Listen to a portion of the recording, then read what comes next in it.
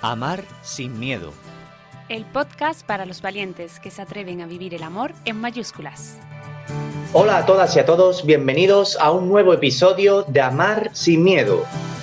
Estamos ya llegando al final de esta cuarta temporada del podcast en la que os hemos hablado primero de adicciones y ahora desde hace varios episodios nos estamos centrando en la sexualidad humana, ¿verdad, Alicia? Pues sí, y para seguir profundizando en este tema tan interesante, hoy contamos con una invitada de honor, que tenemos un privilegio increíble por hablar hoy con Eva Corujo, que es farmacéutica bioética, madre, esposa y experta en el reconocimiento de la fertilidad y la sexualidad humana. Buenas tardes, Eva. Buenas tardes, ¿qué tal? Muchas gracias. Qué ilusión, nos hace de verdad muchísima ilusión contar contigo porque, bueno, sabemos que has hecho además un esfuerzo enorme para poder conciliar vida laboral, familiar con este servicio a la Iglesia para participar en este humilde proyecto de la Pastoral Familiar de Sevilla. Así que muchísimas gracias. Nada, gracias a vosotros por contar conmigo. Pues bueno, vamos a empezar directamente para no robarle más tiempo y porque también nuestros oyentes, que nosotros les llamamos real lovers, ¿vale? Que son aquellos que viven el amor real, pues seguro que están deseando escucharte. Nosotros te conocimos hace ya varios años por tu divulgación en redes, ¿no? Tu cuenta de Let Yourself, también tu libro, Naturalmente Fértiles, súper recomendable, tanto para novios como para ya matrimonios. Entonces, nadie mejor que tú creemos que puede hablarnos sobre los métodos de reconocimiento de la fertilidad, ¿no? Estos métodos naturales de planificación familiar. Pero queríamos primero como preguntarte algo así como personal de cómo llegas tú a estos métodos, ¿no? Porque, bueno, ahora te harás tu presentación, pero se intuye que eres católica. Entonces, ¿lo descubriste en los cursos prematrimoniales? ¿Te lo enseñó alguna amiga o cómo llegas hasta ahí? Pues yo creo que todos los católicos, antes o después, escuchamos hablar de los métodos naturales. Creo. Yo los escuché por primera vez cuando, bueno, primero mi madre, que algo cayó, ¿no? Poca cosa, pero algo escuchaba así un poco de fondo. Y bueno, yo vengo de una familia católica, educada en la fe católica desde pequeña, y luego pues cuando estaba trabajando en la farmacia, antes de casarme, o sea, cuando todavía era soltera y no tenía ni idea de estos temas, pues hice un máster en bioética y allí conocí a una enfermera matrona que me habló del método Billings. Y yo decía, bueno, esto, ¿no? Me empezó a contar y digo, qué interesante, ¿no? Yo farmacéutica, que digo, esto no me lo han contado nunca. Hablando del ciclo de la mujer, esto en mi vida lo había escuchado yo así tan detallado. Y bueno, pues ahí se quedó, ¿no? Y es verdad que yo en esos años que estaba trabajando en la farmacia, pues recuerdo las mujeres, claro, yo al final en una farmacia pues tenía mucho trato con mujeres en un tú a tú muy cercano, ¿no? Es un lugar que se presta mucho a las confidencias y recuerdo que muchas, más de una, me confesaban que estaban hartas de tomarse la píldora anticonceptiva. Es un compuesto hormonal para no quedarse embarazadas, ¿no? Y recuerdo, ¿no?, que yo así, por mi propia iniciativa, que nadie me había dicho nada, pues les preparaba como una especie de, como un dossier en donde les remitía a sitios en donde podían aprender métodos naturales, pero yo no los había aprendido. Sí, o sea, yo los iba repartiendo, ¿no? Así a todas mis amigas, entre comillas, ¿no? A todas mis amigas de la farmacia, pues cuando llegaba el momento, pues, oye, pues si salía, pues les daba ahí mi dossier que yo les preparaba y les remitía a sitios en donde podían aprender. Ahí se quedaba la cosa, y ya. Yo no sé dónde acababa luego, ¿no? Porque tampoco, luego es que dejé de trabajar en la farmacia y ahí se quedó, ¿no? Pero oye, es un primer punto del camino. Claro. Que me recuerdo con mucho cariño porque nadie me explicó nada, ¿eh? O sea, yo nunca los había utilizado para mí misma. Mi ciclo me importaba un pimiento, o sea, me daba exactamente igual, era regular, ya está, ahí, ¿no? Luego me casé. Acababa de dejar la farmacia, embarazada ya del segundo, o sea, después de nacer la primera, y ya embarazada del segundo fue cuando dejé la farmacia. Pero ya cuando di a luz a nuestra primera hija, pues fue cesárea. Y entonces yo ahí dije, oh Dios mío, ¿y ahora qué hacemos? Porque el médico dice, ahora hay que posponer un poco, o sea, que no venga otro muy seguido. Y en ese momento me acordé de los métodos naturales, pero casualmente además una de mis mejores amigas me dijo, oye Eva, yo acabo de hacer un curso del método Billings. me dice, ¿por qué no aprendes? Porque te va a venir muy bien ahora. Porque Sí, ¿cuántos hijos tienes, Eva? 7. Tenemos 7. 7 niños y no, nada.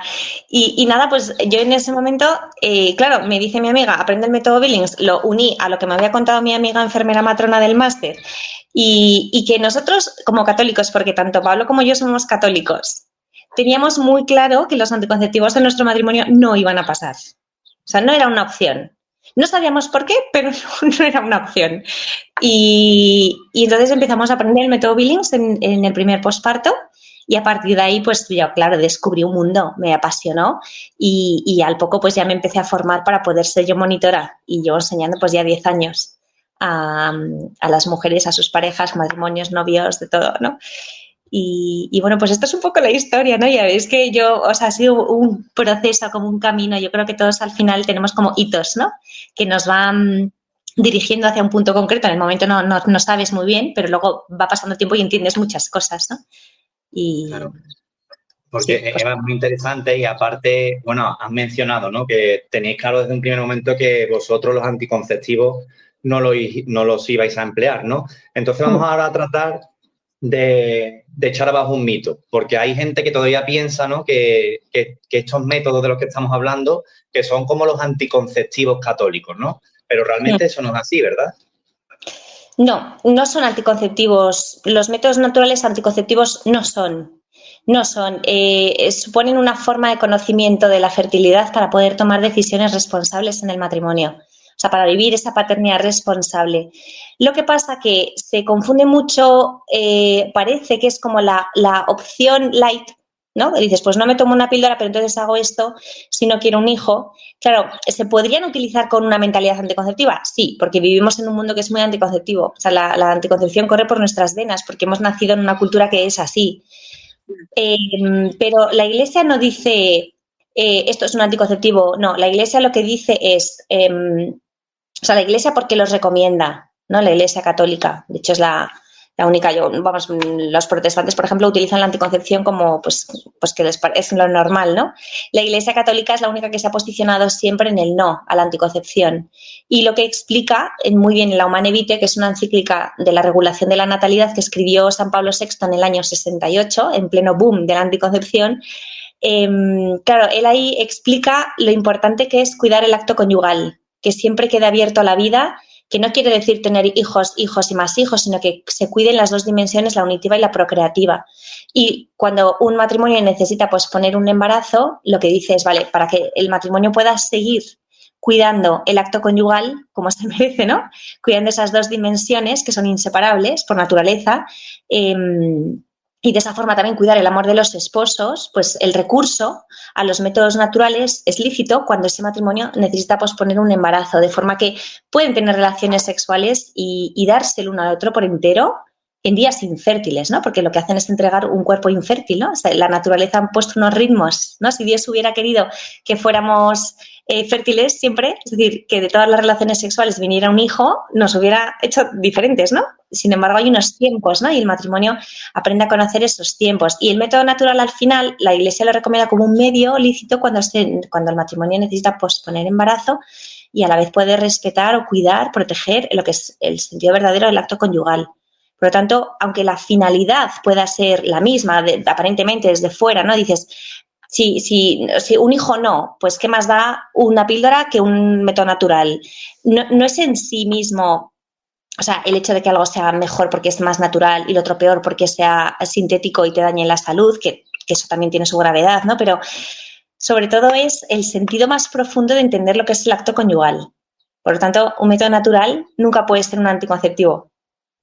En ese sentido. Al final nos estamos sirviendo del diseño divino, ¿no? O sea, diciendo, oye, es que mi cuerpo es así y quiero, o sea, y le estoy dando la plenitud que lo que comentaban, ¿no? De ese acto conyugal sin quitarle ninguna de sus dimensiones, ¿no? De sus fines, ¿no? Ese fin procreativo y ese fin unitivo, ¿no? Pero entonces, has comentado que no son los anticonceptivos católicos, pero que sí la pareja puede aplicarlo quizá con esa mentalidad anticonceptiva.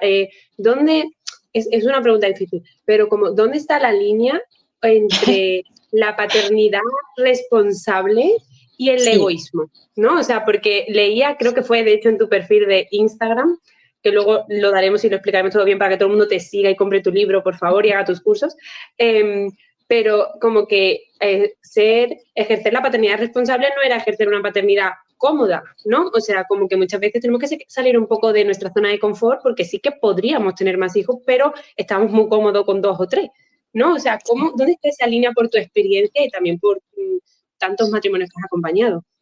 Sí, o sea, yo la verdad es que yo enseño métodos naturales que parece, ¿no?, que suelen ser más para no tener hijos. Bueno, en el otro sentido también se utilizan mucho, para lograr embarazo, pero yo siempre animo a los matrimonios a que lo importante es que se den el uno al otro por entero, incondicionalmente, con todas las consecuencias, ¿no? El amor tiende a expandirse y cuando se vive la paternidad responsable significa que tenemos un regalo que es la fertilidad que nos ha sido dado, una capacidad para darnos el hombre y la mujer, una fecundidad que a veces es una fertilidad, no siempre, ¿no?, porque fecundidad y fertilidad son cosas distintas, y vivir una paternidad responsable significa estar dispuestos a acoger la vida cuando tenga que venir. O sea, por eso paternidad responsable no es algo cómodo, ¿no? Es algo, es todo lo contrario, es date por entero. Y si viene un hijo, bienvenido sea. Muchas veces la paternidad responsable se vive ampliando la familia. Es decir, es ponerse como en el modo de somos un matrimonio, hemos hecho una promesa de entregarnos el uno al otro. Nuestro amor se manifiesta muchas veces en una relación sexual, no solamente, ¿no? Bueno, o sea, no nos queremos en todo, ¿no? Hacer el amor es mucho más que sexo, pero cuando hay una relación sexual, al final te lo estás dando todo, ¿no? Y asumes que de ahí puede venir un hijo, porque el amor tiende a expandirse y eres consciente de esas dos dimensiones, unitiva y procreativa, que no siempre somos fértiles, por otro lado, ¿no? Pero saber que eso existe, cuidarlo, custodiarlo, lo que decíamos antes, ¿no? Paternidad responsable significa ser responsables de lo que nos ha sido dado y que somos co-creadores con Dios también, y eso es muy importante. Y ahí, claro, cada matrimonio en su situación particular tiene que discernir. O sea, paternidad responsable significa, primero, entender la belleza de la sexualidad conyugal, lo que significa la unión conyugal, la relación sexual en el matrimonio, y luego ser consciente de la trascendencia que eso tiene. O sea, oye, que un hijo es una responsabilidad muy grande y que es algo que es para discernir también, ¿no? Paternidad responsable no significa tener hijos a lo loco tampoco, ¿no? Oye, es que tenemos esta responsabilidad, queremos cuidar nuestra forma de expresar el amor así, porque también es una forma de unirnos a Dios y decidimos en cada momento, en cada circunstancia, qué es lo mejor para nosotros ahora mismo. Y es un discernimiento que se va actualizando. Claro, el bien mayor, ¿no? Sí, bueno, ahora mismo ¿conviene o no conviene que venga un hijo? No es la pregunta. Que luego el hijo viene o no viene, ¿eh? Porque eso también creo que es importante tenerlo claro, que los hijos no son caprichos nuestros ni, bueno, como a mí me viene bien lo tengo aquí, ¿no? No, o sea, un hijo siempre es un regalo que se te da, ¿no? Y que es fruto del amor de los esposos. Entonces, vivir la paternidad responsable es tener conciencia de ello y además, o sea, es una actitud de acoger a los hijos que tengan que venir, pero que podamos cuidar responsablemente en el momento en el que estamos ahora. ¿Qué pasa, no? ¿Hay algún motivo grave por el que creamos que es mejor que no venga un hijo ahora? No puede ser un motivo de salud, un motivo económico, un motivo, no sé, muchísimos motivos. Cada matrimonio tiene que valorar delante de Dios en conciencia, oye, ahora mismo conviene o no conviene, ¿no? Y cuando vives cerca de Dios y en gracia, vas viendo poquito a poco luces. Es decir, tampoco es cuestión de compararnos con otros, ¿no? Que a veces dices, mira, estos que solo tienen 2, o mira, estos que tienen 8, ¿no? Y dices, es que cada matrimonio es cada matrimonio. No se puede juzgar desde fuera. Y a mí cuando me preguntan, yo digo, es que yo no te puedo responder a esa pregunta de qué es lo que tenéis que hacer, porque es cosa vuestra, ¿no? Yo os enseño a conocer la fertilidad, que es parte también de la paternidad responsable. Toda la formación, oye, la importancia que es el autodominio de las pasiones también, ¿no? Para poder ejercer esa paternidad responsable y luego pues ese discernir, el ver en que, o sea, que es que cada situación en cada matrimonio es única y No sé si me he explicado. Es un tema. Además, es que esa es la clave. Muchas veces, Alicia y yo también lo comentamos, que es una palabra que usábamos mucho, que es discernimiento, porque, claro, también, como bien decía, cada matrimonio no es un mundo y la coyuntura no afecta a todos por igual. Eva, si te parece, entramos ya un poquito más en materia, un poco ya la parte más práctica o explicativa, porque aplicar estos métodos es difícil. Es decir, te lanzo la pregunta, ¿cualquier mujer puede aplicar o hacer o llevar a cabo este método? Sí, a ver, métodos de reconocimiento de la fertilidad actualmente, o sea, los que hay son el método Billings, método sintotérmico y el Creighton, ¿no? Son 3 métodos diferentes. Cada uno tiene su estilo, su forma de registrar, de observar. ¿Qué tienen en común? Pues que la mujer es capaz, de una forma relativamente sencilla, de observar lo que se llaman los indicadores de fertilidad, que el principal es el moco cervical y luego también está la temperatura. Billings y Creighton utilizan solo el moco cervical y la sensación vulvar también, o sea, es la parte del parámetro o del indicador de moco cervical, y el sintotérmico añade principalmente la temperatura, ¿vale? Entonces, claro, pues hay cada mujer en cada situación particular, pues a lo mejor no todos los métodos son para todas las mujeres, sino que los métodos se adaptan mejor a cada mujer según la circunstancia en la que viva, ¿no? Por ejemplo, la temperatura, hay momentos en la vida en los que es difícil tomarla, ¿no? Por ejemplo, cuando hay un bebé de por medio, no se cumplen las condiciones de toma. Desde luego, el indicador básico es el más principal, es el del moco cervical. Yo me formé como monitora en Billings y en sintotérmico, y el que más os enseño es el Billings, porque es mi favorito. Bueno, mi favorito, esto ya es de efecto, pero o sea, quiero decir que esto, como yo lo aprendí cuando nací esta primera hija, pues para mí ha sido pasión pura por el método Billings, y lo enseño muchísimo porque es un método muy sencillo, ¿no? Por ejemplo, o sea, y, pues cada método tiene su punto, ¿no? Hay métodos y métodos, pero, o sea, quiero decir, formas distintas en cada método de aprender, pero cualquier mujer podría optar por cualquiera de los 3 y se aprende. Es un tiempo de ir reconociendo esos signos que manda el cuerpo y que están diciendo en qué momento del ciclo se está, ¿no? Pues la fertilidad de la pareja depende del momento del ciclo de la mujer, y reconocer la ventana de fertilidad es lo más importante. Y eso, pues, fundamentalmente se aprende observando el moco cervical, la sensación vulvar, y la mujer pues va descubriendo, ¿no? Va descubriéndose a sí misma a través de esa observación diaria que va reflejando en una gráfica, y la gráfica del método en cuestión pues le va diciendo, ¿no? A ver, a día de hoy, ¿qué pasa hoy, no? ¿Es fértil? O sea, ¿ya estamos en ventana fértil o no? ¿Hay posibilidades de embarazo o no? O sea, esto pensando en el matrimonio, ¿no? En vivir esa paternidad responsable, de saber, oye, ¿qué pasa, no? ¿Qué día estamos? No sé. Además, si... Es chulo porque antes, o sea, nos contaba una monitora amiga nuestra que antes pues todavía tenía usuarias como que lo que hacían literalmente en una gráfica en papel, ¿no? Iban ahí como poniendo, pero ahora están en una app que nos descargamos y que de forma gratuita se puede hacer facilísimo. Cada noche antes de acostarte, pum, pum, se escribe y ya, ¿no? O sea, como que no hay excusas, que realmente una vez le pillas el truco, pues es relativamente fácil, ¿no? Y asequible para todas las mujeres y para todas las etapas. Que a mí también me parecía como importante destacar esto, ¿no? O sea, una mujer ya sea, aunque esté soltera, pero quiera conocer su cuerpo, ver si hay alguna irregularidad en el tema hormonal o lo que sea, o en sus ciclos, o por ejemplo en el tema de la lactancia, muy importante cuando las mujeres damos a luz y después volvemos o no volvemos a la fertilidad, cuando volvemos, que es un poco a veces una montaña rusa. Es súper importante conocer esto, ¿no? Sobre todo eso si queremos posponer un embarazo o después de una cesárea, ¿no? Entonces, y también yo recomendaría, ¿no? Pues ese acompañamiento de una monitora o un monitor, ¿no? Pero normalmente creo que sois monitoras, ¿verdad? O sea, como... La mayoría sí.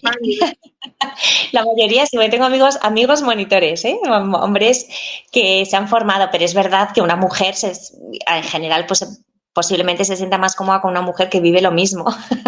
No, al final acabas hablando de muchas intimidades y sí, efectivamente, como has dicho tú, Alicia, es un método sobre todo de autoconocimiento, por un tema de salud, para empezar, ¿no? Porque como soy yo, los ciclos muestran mucho el signo de, o sea, cómo está de salud la mujer, y luego la aplicación práctica que tiene, pues para poder vivir en el matrimonio esa paternidad responsable, decir, vale, ¿qué hacemos, no? O sea, vamos a vivir responsablemente esto, sabiendo las consecuencias que puede tener una relación sexual, ¿no?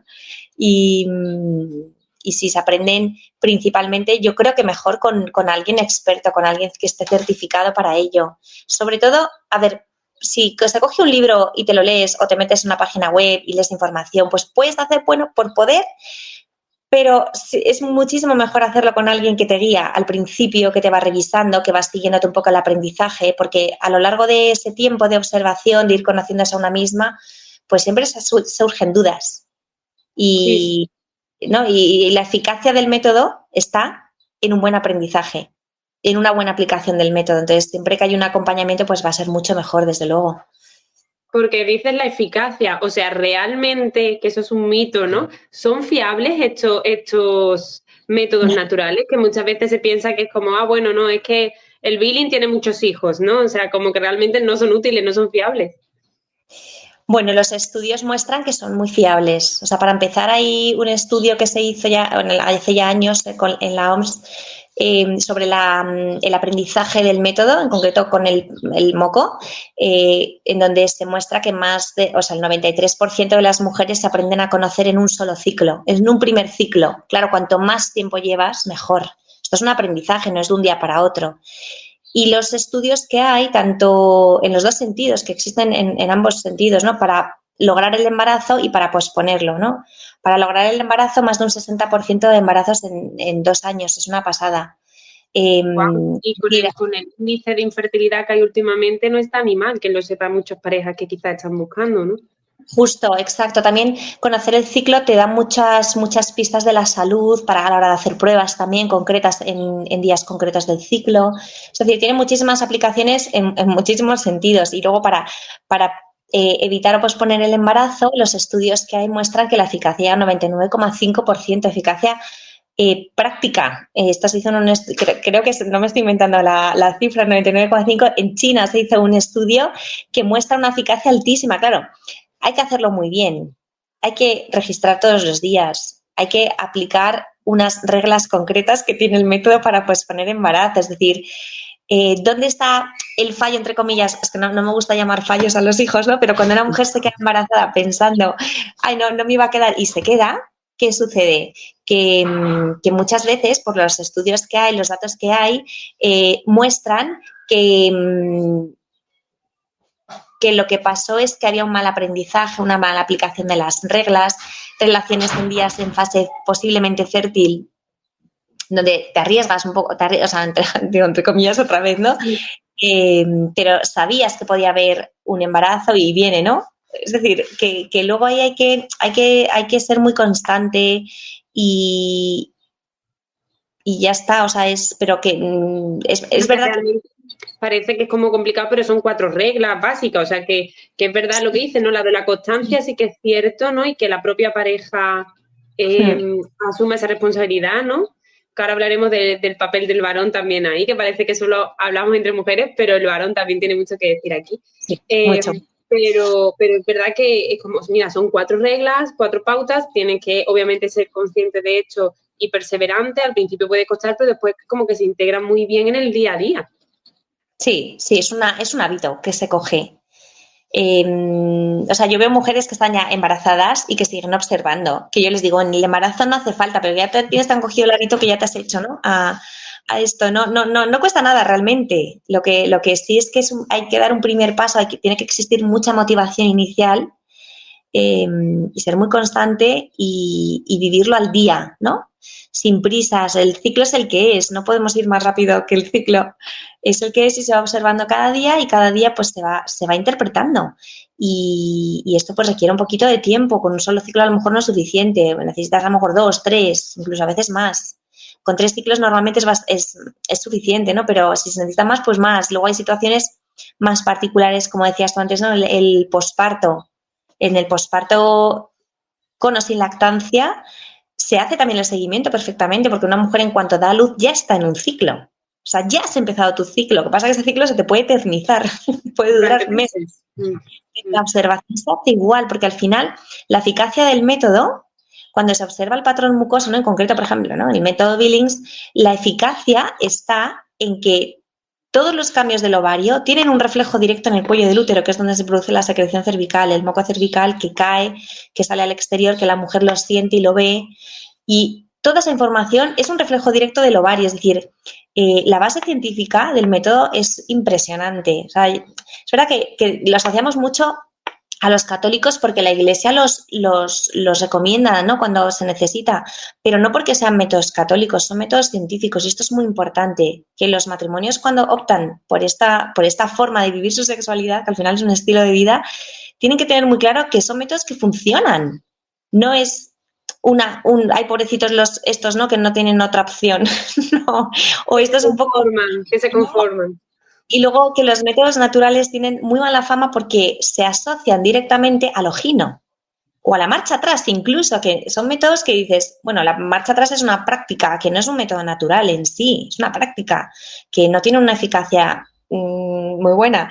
Y luego el ojino es el primer método que existió en los años 20 que utilizaba cálculos estadísticos de ciclos, pero que no tiene más. O sea, es un método que está obsoleto. O sea, no se recomienda hoy en día, ¿no? Teniendo los indicadores de fertilidad, moco cervical, temperatura, incluso también los cambios en el cuello del útero, que sería otro indicador. Bueno, que al final son métodos que son poco conocidos, que tienen muy mala fama y que los sanitarios no los estudian. No los estudian en muy pocas facultades, se estudian facultades que suelen ser más privadas, ¿no?, de medicina, de enfermería. Sí que se está dando ahora formación, pero porque a esa facultad, o sea, a esa universidad le interesa esa formación, ¿no? Pero en general los sanitarios salen sin saber, no saben del cuello del útero, no saben del reconocimiento de la fertilidad, y eso es una pena, porque es ciencia. Y que esto sí que es empoderar a la mujer, ¿no? O sea, conócete de verdad a ti misma, que hablamos, se nos llena mucho la boca y después lo que hacemos es mandar anticonceptivos para problemas de acné, para problemas de no sé qué, o sea, para todo, cuando lo que estás haciendo es cortando algo básico de la mujer, que es y propio nuestro femenino, que es la ovulación y que es, bueno, el ciclo, ¿no?, menstrual. Sí, es que pero además... yo es que me enrollo porque me encanta el tema, me encanta hablar con Eva, pero tenemos que darle... Sí, vamos a darle... Vamos, de hecho ya Alicia lo anticipaba antes, ¿no? Hablaba del papel del varón, y yo como varón, pues me siento obligado a preguntarte, Eva, y además yo creo que eso lo mencionas en tu libro, Naturalmente Fértiles, que esto no es solo cosa de mujeres, lógicamente, es decir, que el esposo en este caso también tiene un papel fundamental. Mi pregunta es la siguiente, es decir, ¿cómo se puede implicar el esposo o el varón o el chico y cómo puede hacer o formar parte de este método y en concreto del método BIL? Sí, bueno, los hombres es verdad que tenéis un papel un poco así de primeras, como que no parece que no pintáis mucho porque el ciclo es de la mujer. Es ella la que se tiene que observar. El hombre no hace falta que observe el moco. Bueno, hay algunas que sí que me dicen, yo se lo enseño a mi marido y él te ayuda a interpretar. Yo, no hace falta. No hace falta. Pero claro, cuando es una vivencia compartida, para poder vivir esa paternidad responsable de la que hablábamos, claramente tiene que ser una cosa de dos, ¿no? ¿Qué puede hacer ahí el hombre? Pues para empezar, asistir a las clases de formación, porque de hecho es un medio muy, muy bueno para conocer a su mujer, porque ya solo ver lo cíclicas, ¿no?, esos altibajos hormonales que tenemos, ya eso para entender los estados de ánimo, los cambios en el deseo sexual, eso ya es un puntazo, que el hombre vea un poco de qué va esto, ¿no? Oye, es que somos muy diferentes las mujeres. Entonces, para empezar eso, el hombre, si puede asistir a las clases de formación, mejor, ¿no? Porque en estos cursos de aprendizaje siempre pues hay una parte teórica, ¿no? La base teórica tiene que existir para entender bien el método, cómo funciona. Y luego en el día a día, con su mujer, esto se lo recomiendo más a los maridos, a los novios. Digo, bueno, a los novios que están por casarse, digo, bueno, él de aquella manera se puede involucrar, pero realmente ya cuando estáis casados, o sea, un matrimonio, el hombre tiene que mirar la gráfica y saber de qué va. O sea, no puede ser que sea, oye, ya tú me lo vas contando, no, involúcrate de alguna forma, sí. Pues muchos maridos, por ejemplo, son ellos los que apuntan en la gráfica. Ella se lo dice y él lo apunta. Conocer las reglas del método. Porque, claro, esto a la hora de, por ejemplo, posponer embarazo y dices, pues hay días en los que es mejor que no haya relaciones, ¿no? Pues si lo que se está deseando es eso, ¿no? De posponer un embarazo en ese momento, pues claro, al hombre no le puede pillar de nuevas lo de las reglas. En plan, pues ahora tú eres la mala que me dice, bueno, o sea, ¿y por qué? La tendencia sí, parece que es la mujer la que está jugando siempre el rol de no, ahora sí, ahora no, hoy toca o no toca, ¿no? Y cuando se vive así la sexualidad es bastante incómoda, sí. Sí, porque parece que la responsabilidad es toda de ella, ¿no? Entonces el hombre en ese sentido tiene que ser pues tiene que volcarse de la manera que se vea mejor, no sé, pues si no quieres apuntar, por lo menos estate atento, pregúntale, anima a tu mujer, porque en el periodo de aprendizaje, o sea, lo peor que puede tener una mujer es a un hombre al lado que le esté presionando diciendo no te enteras, o que de qué va esto, no, o sea, paciencia, comprensión, es que la fertilidad es de los dos por igual. Para tener un hijo se necesita un óvulo y un espermatozoide. Eso es un 50-50. O sea, sí. No, claro, la responsabilidad de las consecuencias de una relación sexual es de los dos, por igual. Claro, esto no, es que no va de echarse la culpa a nadie, ¿no? Es de compartir una vivencia y cuando se necesita, pues, esperar y no tener una relación en un momento concreto, pues los dos lo viven juntos. ¿No? O sea, pero pues eso, en la práctica que él se involucre pues en la medida en que pueda. Y luego las mujeres, este es un mensaje para ellas. Las mujeres tendemos mucho a, como esto es mío, él no se entera y somos precisamente nosotras a veces las que hacemos que para el hombre sea más difícil involucrarse porque no se lo contamos, porque no les explicamos en ese proceso de aprendizaje. O sea, la mujer muchas veces la que tiene que hacer oye, ven aquí que yo te lo explico, mira, estoy aquí, estoy acá.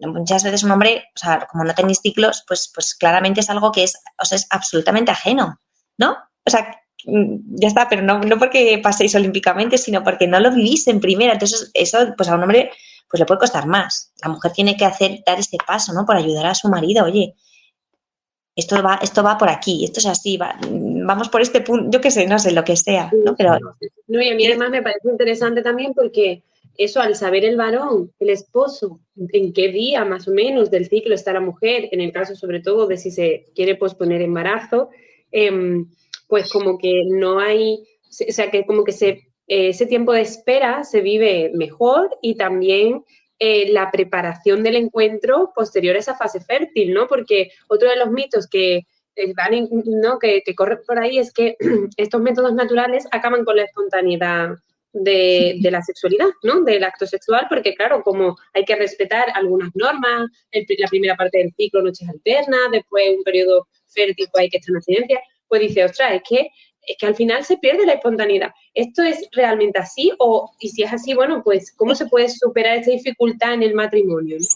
Me encanta esta pregunta porque además justo he puesto en Instagram un post hablando de esto. Entonces, es verdad que lo de la espontaneidad está muy a la orden del día, pero para todo. Si te apetece algo, lo tienes. Si el cuerpo te lo pide, a por ello. Oye, un momento, es que no somos, hablando ya en el terreno más sexual, ¿no? No somos instintivos como los otros animales. Somos impulsivos, ¿no? Es un deseo sexual que te dirige a otro, pero que te llama a entregarte a otro. Entonces, claro, esa espontaneidad entendida como si fuéramos animales, o sea, una espontaneidad animalizada, yo la llamo así, en el hombre no tiene mucho sentido. Y es una pena porque se fomenta ese tipo de espontaneidad. Pero el hombre lo que necesita es una espontaneidad humanizada, es decir, por supuesto que se puede ser espontáneo utilizando los métodos naturales. Cuando entiendes que realmente las relaciones sexuales se pueden preparar y se deben cuidar. Es decir, no es un aquí te pillo, aquí te mato y como hoy nos lo pide el cuerpo, bueno, que a lo mejor puntualmente puede ser, genial, ¿no? O sea, vale, pero no es lo propio del hombre vivir así la sexualidad. Para empezar, porque existe una fertilidad. Entonces, vivir así espontáneamente, necesariamente, si no quieres hijos, a ver qué haces, ¿no? Claro. O sea, no es dueño de ti mismo, de tus impulsos, es propio del hombre educar su deseo sexual. Eso es humano, eso es lo propio del hombre, es introducir su voluntad, su inteligencia en sus sentimientos, en sus pulsiones, en lo que le dirige hacia algo, ¿no? En concreto, pues eso, hablando de la sexualidad, de esa tendencia sexual, de esa atracción de los sexos. Lo propio es decidir libremente hacer esto, ¿no? Si nos dejamos llevar por esa espontaneidad animalizada, ahí no tenemos libertad de nada. Estamos siendo esclavos de un deseo que está totalmente... sí, entonces, claro, cuando se habla de esa espontaneidad que se rompe con el uso de los métodos naturales, claro, y el matrimonio tiene que entender que tiene que ser dueño de sus impulsos, ¿no? Y que tiene que ser capaz de esperar. Y en los momentos en los que se puedan tener relaciones sexuales, se tienen que cuidar. Se tienen que cuidar. Y espontáneamente, por supuesto que el cuerpo responderá, pero encima, además, responderá de una forma mucho más plena, porque has metido cabeza, has metido voluntad, has volcado y también tus afectos. No es una apetencia del cuerpo que yo me dejo llevar, es que lo propio del hombre es integrar todo, o sea, integrar, y encima además eso te puede trascender, ¿no? Ya, si tienes fe, porque te acerca a Dios, ¿no? Dices, te acerca al plan divino, ¿no? A esa unión hombre y mujer en el matrimonio. Y no sé, me gusta explicarlo así porque parece que los métodos naturales a veces son represivos. Para nada. Eso es que en el fondo no se está entendiendo. No se está entendiendo lo que es realmente ese lenguaje conyugal, ¿no? O sea, está un poco desfigurado. No sé si me estoy explicando bien, ¿no? Pero sí, se entiende. Se entiende la idea. Es darle sentido, darle sentido, planificarlo, ¿no? Pues, Epa, mira, ahora te voy a lanzar como 2 preguntas en una, a ver si las pongo en pie, apelando también un poco a tu papel como profesional, ¿no? Porque realmente el objetivo tanto de tu libro y la divulgación también que haces en redes sociales no es simplemente informar sobre los métodos naturales de planificación familiar, es decir, sobre cuándo se pueden tener hijos, cuándo no, sino que tu principal misión también, ¿verdad?, es acompañar a los matrimonios cristianos pues para que vivan, ¿no?, de forma plena su sexualidad. Y claro, yo lanzo aquí esta pregunta. ¿Cómo concretamos o cómo se concreta esa experiencia de la sexualidad conyugal? No sé si me estoy explicando. Es decir, ¿todo valdría en la cama en el seno del matrimonio para que esa sexualidad conyugal sea lo más satisfactoria y plena posible? No sé si entiendes la pregunta. Esta es una pregunta muy delicada. Muy delicada / concreta. Vale, sí. O sea, yo creo que es muy importante. De hecho, yo al principio cuando empecé a enseñar métodos naturales, mi idea era que fueran para todo el mundo. Y llegó un momento en el que dije, no, esto, o sea, a mí me interesa formar, o sea, dentro de mi iglesia, ¿no?, a los católicos, ¿no? Y entonces, claro, al final ese acompañamiento, pues también voy descubriendo muchas cosas, ¿no? Pues muchas inquietudes, muchas dudas, pues por ejemplo eso que dices, ¿no? Oye, ¿qué se puede, qué no se puede, hasta dónde llegar? Entonces, aquí el mensaje está clarísimo. Todas las relaciones sexuales tienen que quedar abiertas a la vida. Así de sencillo. ¿Eso qué significa? Que cuando hay una relación conyugal, la eyaculación es vaginal. Pero no por un empeño en plan, ahora te fastidias, entonces no puedes tener sexo oral, no puedes masturbarte, no puedes... Bueno, es que el sentido verdadero del matrimonio es la unión, la entrega. Y solamente hay entrega en plena cuando te das todo, cuando es una unión no solamente de almas, sino también de cuerpos. Es hacer, como decía Juan Pablo II, que me encanta, es hacer visible lo invisible, ¿no?, a través de una relación sexual. Ahí está la plenitud de la sexualidad en el matrimonio, en darse todo, pues siempre, en cada momento. También en la cama, ¿no? Como decían unos matrimonios con los que estuvimos Pablo y yo en una sesión de hace tiempo, una cena que nos invitaron, decían, a la cama se llega con el amor hecho. Es que nos entregamos... En cada momento nos tenemos que entregar, estando juntos o separados, ¿no? Ahora mi marido está de viaje y digo, vale, ¿cómo pienso en él? ¿Qué hago por él ahora? ¿No? No estamos juntos, no le puedo decir, pero ¿cómo pienso en él? ¿Cómo hablo a los demás de él? Etcétera, etcétera. Es decir, hay muchísimos, todos los ámbitos de nuestra vida cuando nos casamos son para entregarnos a nuestro cónyuge, a nuestro esposo, a nuestra esposa. Y cuando ya pensamos más en el terreno, más de la cama, ¿no?, como decimos, ahí es donde realmente se celebra lo que nos queremos. ¿Y cómo lo celebramos? No lo celebramos con un poco de placer físico y ya está. Lo celebramos unificando todos los placeres, el placer afectivo, el espiritual y el físico. Es decir, todo es importante. Entonces, ¿qué es lo que se puede y no se puede? ¿Hasta dónde? Que no, lo prohibido, lo permitido y lo prohibido, ¿no? Que lo que se dice así muchas veces. Pues, por supuesto que todo vale si lleva a la unión, si ayuda, si hay consentimiento, si ayuda, si hay respeto y si esa unión respeta esas dos dimensiones de la sexualidad, que son la unitiva y la procreativa, y eso se traduce en la práctica en eyaculación vaginal, que es lo que permite que eso quede abierto a la vida, aunque luego la vida no venga. Entonces es un tema que yo sé que es a veces difícil de entender en esta sociedad en la que vivimos, que es una sociedad tan centroorgásmica, tan individualista, tan egoísta, por también decirlo de alguna manera, ¿no? Donde lo queremos tener todo absolutamente planificado según nuestros deseos, y eso muchas veces imposibilita darse.